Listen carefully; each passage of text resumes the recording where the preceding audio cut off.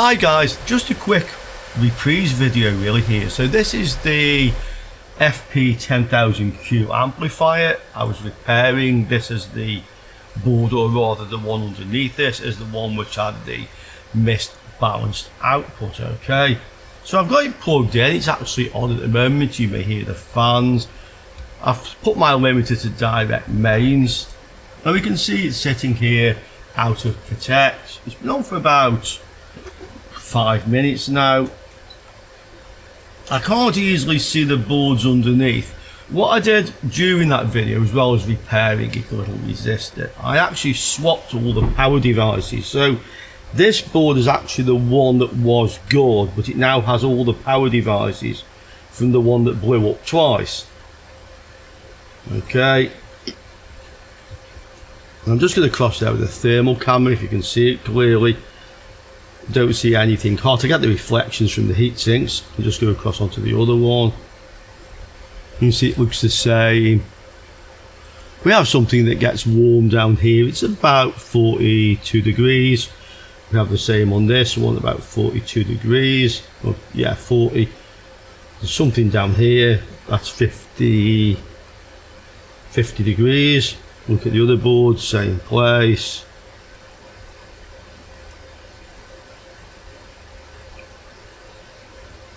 $48, $50. So you can see the temperatures are the same across the two boards. 41 over there. Reached 48 there, but maybe I didn't have a very good position on that side. Yeah, now reached 48, 50. So it's reading the same.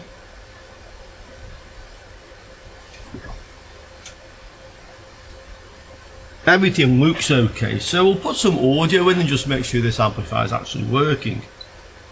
So I'll just power it down for a minute while I connect the speakers and the various cables, and then we'll give it a little bit of a run. I can only test 2 channels at a time on this, but channels A and B never had a problem. It was always C or D that was failing. So I'll test those 2 channels. Let's just see what happens.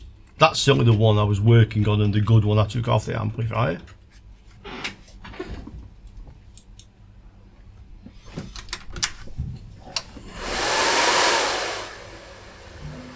Okay, buzzing from my mixer as usual. Yep.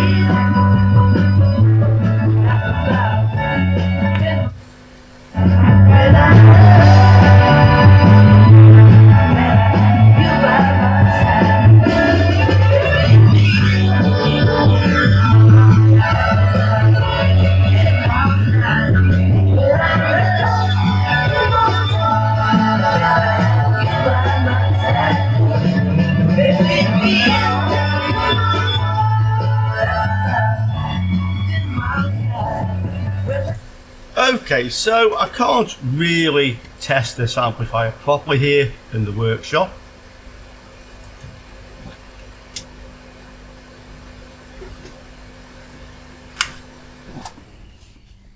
I can say it is working and didn't blow up in 2 minutes like I said he did last time. So what I'm doing with this, I'm going to give it back to the customer and tell him, look, just go and try it now. I did say last time I charged them for the repair, it blew up again, and I said I will not charge you for this repair. So this repair is free. This is something I clearly missed the previous time with that other resistor. So I hold my hands up to that, yeah. I hold my hands up to that. I think it's good customer relations, and he's brought me other things to repair as well. So, you know, I'm still getting the work in and making money from those jobs. Interesting topic that actually, yeah, down there. Would you approach the customer the same way? If it was, you know, and I'm sure it was my fault, or if it was your fault that the thing blew up again, how would you approach that? Yeah, interested to know. Okay, well, that was a very short video, but some of you did ask to see it working after the repair, so now you have. Let's see what happens. Hopefully we won't see this one again, but I do have another one of these here for repair. Okay, quick one that. I'm sure we'll get another video out soon, and I look forward to seeing you all soon again on Learning Electronics Repair. Ciao for now, guys.